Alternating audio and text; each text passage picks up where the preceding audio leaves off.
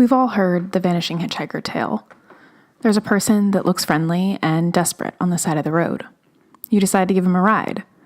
They chat with you, you connect, and after dropping them off, you notice that they may have left something behind. A jacket, scarf, purse, something. So you head back to where you dropped them off, approach the door, and when another answers, ask for the person that you'd picked up. The person you spoke with. The one you dropped off at this exact place. But they tell you that that person is dead. You're shocked. It can't be. You just spoke with them. It's a common story, something that many people in many places have reported. It's a frightening thought. But then, what's more scary than the question of the fragility of our existence? Or maybe the reality of our fragile existence? Many people have heard the stories of hitchhikers being scary. They could be murderers, rapists, psychopaths, or they could be good people who just need a ride. So who scares you more? The people who need a ride, or the people who are willing to pick them up? Welcome back to our Halloween Marathon of Minis. I'm Nikki, and this is Tales of Two Cities podcast. Hello? Welcome. This is the Two Cities. Oh, I'm so excited. His acts were unspeakable, but it's hard to connect the Stephen Pennell I got to know with the person who committed these horrific crimes. Eugene Maurer, Stephen Pennell's attorney. Stephen Brian Pennell was an electrician by trade, but that's not what he's known for. To this day, he's best known as Delaware's only serial killer. Known as the Route 40 killer, Pennell was convicted of killing at least 2 women, though suspected of killing as many as 5. 23-year-old Shirley Annie Ellis was the first. It was November 29, 1987. Thanksgiving had come and gone, but Shirley was still carrying a Thanksgiving platter. She was heading to the Wilmington Hospital to share the food with a patient there undergoing treatment for acquired immune deficiency syndrome. Shortly before 6 p.m., she left her family's home in Newark. She would not return. Shirley was familiar with Route 40. An ex-prostitute, she had spent time there. But she had distanced herself from that lifestyle. She became passionate about nursing and helping people. Though her past experience told her the best way to get a ride, the 14 miles, was hitchhiking along Route 40. A car pulled up to offer her a ride. At 9:25, 2 teenagers discovered her body. She was partially clothed, her legs spread apart, telling only the beginning of the horrid story that the medical examiner would discover during the autopsy. Shirley had been bound at the feet and ankle. Duct tape had been used to cover her mouth to keep her from screaming. It was still attached to her hair. Despite her legs being spread apart when her body was found, there was no evidence of sexual assault, though it was revealed that she had been tortured with work tools before she died. The killer wrapped a ligature around her neck and repeatedly beat her skull, killing her. The detectives were confused. Kathleen Jennings stated, quote, "There was no reason for Shirley Ellis to be killed. No angry boyfriend or anything that would connect a murderer to her death. For a time, people believed it was an interstate trucker." It happened again 7 months later. Catherine DeMario was walking along Route 40, alone, around 11:30 p.m. on June 28th in 1988. She was 31 years old. She had a divorce and a long history of prostitution charges. No one is sure if she was looking for a ride or working that night, but a stranger in a blue van picked her up. At 6:25 the next morning, construction workers found her body at the Fox Run apartment complex. She was completely naked, her wrists and ankles were bound. She was silenced with duct tape, and again, there were no signs of sexual activity, but she had been mutilated with work tools before being strangled with a ligature and bludgeoned with a hammer. James Hedrick, a former Newcastle police captain, said, quote, "Everything was consistent with the Ellis case. We felt the same person was responsible for both murders." But then they found a clue. The only one in either case: blue carpet fibers. Catherine was covered in them. The Delaware State Police and the Newcastle County Police launched into action. They formed a task force of roughly 60. They had resources and labor. They were working with the FBI to find whoever was responsible. The FBI suggested that the impossible had happened. A serial killer had come to Delaware. The two victims had been found with the same injuries and had been walking on Route 40. But the connections ended there. Without other leads, soon undercover female officers were walking the stretch of highway looking for other clues. They would flirt with men who stopped, but they never got into vehicles. Meanwhile, others began to work on identifying the strange blue fibers found on the body, but they didn't have answers soon enough. On August 22nd, Margaret Lynn Finner went missing. A known prostitute, she was working the streets along US 13 when witnesses saw her leave in a blue Ford panel van with a white male driver. Her body wasn't found for 3 months, at which point she had decayed so much that a cause of death could not be determined. Her death remains unsolved. No one was ever charged. Then, on September 14th, 1988, Renee Trashner, a 23-year-old Newcastle County police officer, came face to face with evil. She was working undercover, walking along Route 40, hoping to find some information on the Route 40 killer. Just as before, men approached her: doctors, lawyers, school teachers. At one point, 5 or 6 vehicles were waiting to speak with her. Then, a blue Ford panel van drove by. It stopped down the road and turned around. Renee estimated that the van drove by 7 times in 20 minutes. She walked to a more secluded area and the van stopped.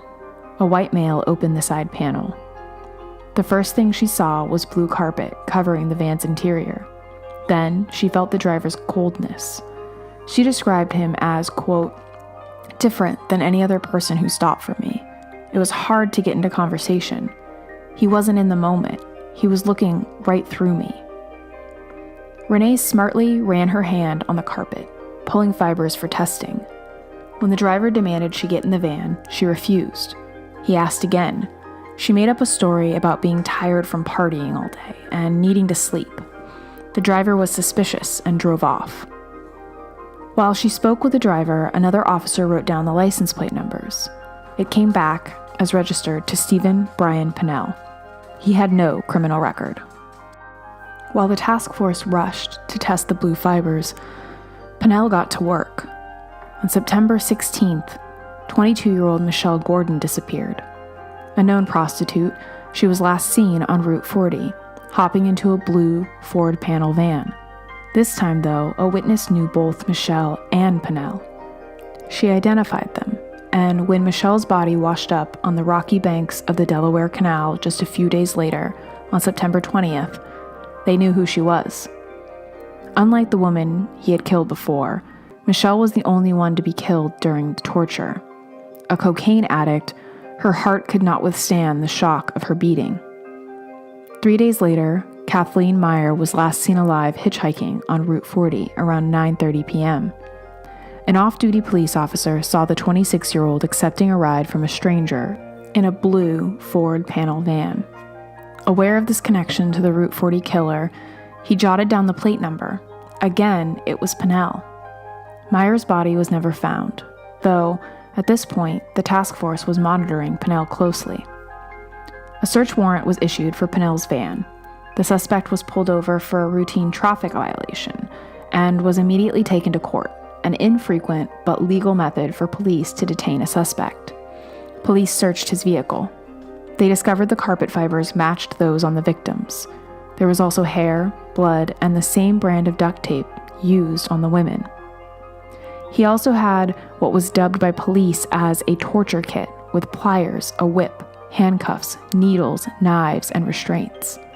An arrest warrant was issued, and on November 29, 1988, a year after having killed his first victim, Pennell was taken into custody, charged for the murders of Kathleen DeMario, Michelle Gordon, and Shirley Ellis. When questioned, he exercised his right to remain silent. Hedrick said of Pennell, quote, He was your typical all-American person. He came across as a totally normal married father with no criminal record. No one would ever look at his background and see signs that this could happen. No one would ever suspect him of anything. Prior to the trial, Pinnell's defense attorney tried to attack the fiber evidence, arguing that Renee Trashner did not have the authority to collect the samples, though the Superior Court judge denied these claims. The fibers were the main evidence that led to everything else, though the DNA evidence was the most damning for Pinnell. At the time, only 2 other cases had admitted DNA evidence. The Pinnell case was the first time DNA evidence would be used in a criminal trial. Though it was not the fibers or the DNA that made the strongest case against Pinnell, it was Pinnell. His defense attorney had him explain how the victim's blood and hair had ended up in his van. He claimed to pick up Catherine for oral sex for $25, but he joked that she gave him $10 back afterward. The jury was horrified. His own attorney explained, quote, "He had these cold, dark eyes that didn't move around a lot. I tried to work with him, but people are who they are." The state prosecutor agreed, quote, "The way he described DeMario was so cold. He talked about her like she was some piece of garbage he could just throw away. I think that hurt him in front of the jury."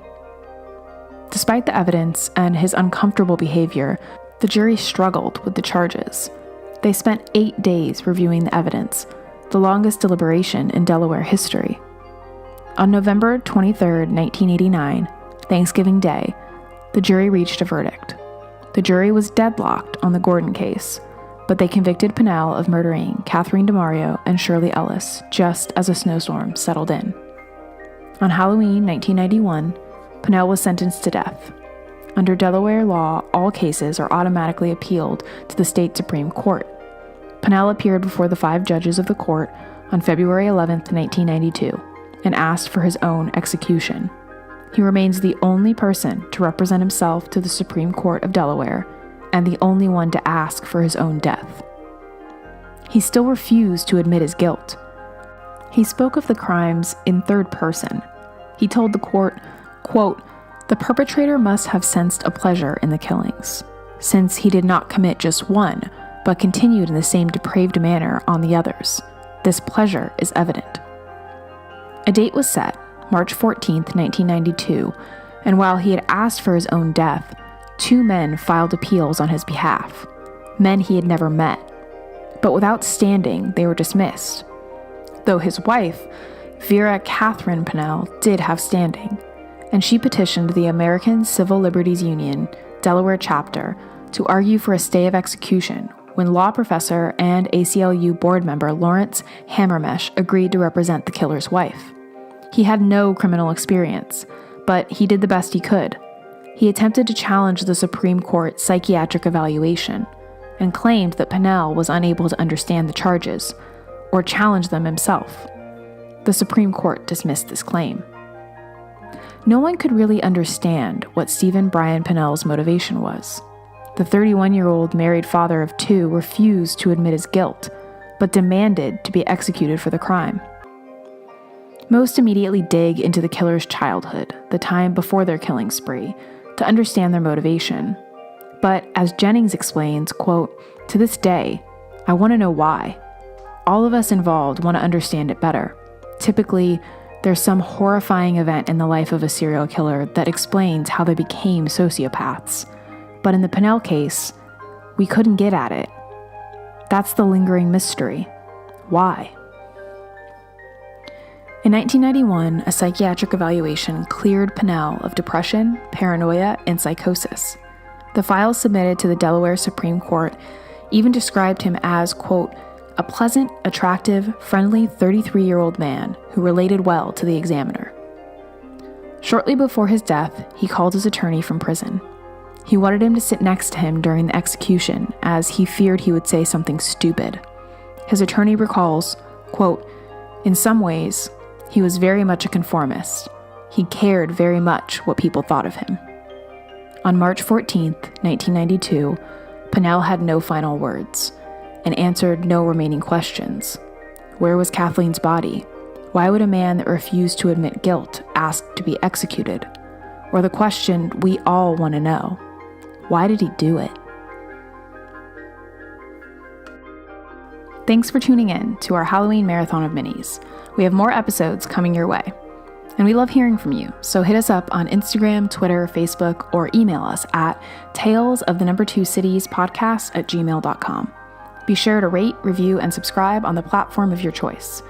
And don't forget, we have merch at TeePublic. That's TEEPUBLIC.com. And a Patreon. A big thanks to you and our new patrons, Felicia and Tony. We appreciate your pledges. And for those who just can't wait for another episode, head over to Patreon and pledge to get bonus episodes each month. They're spooky and strange. Thanks for listening, and stay tuned for more serial killers in this year's Halloween Marathon of Minis. Until next time.